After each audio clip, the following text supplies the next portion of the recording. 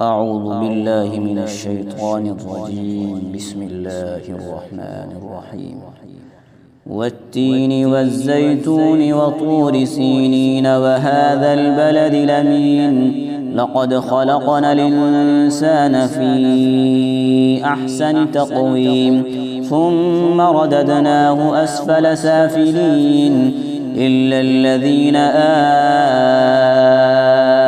آمنوا وعملوا الصالحات فلهم أجر غير ممنون فما يكذبك بعد بالدين أليس الله بأحكم الحاكمين.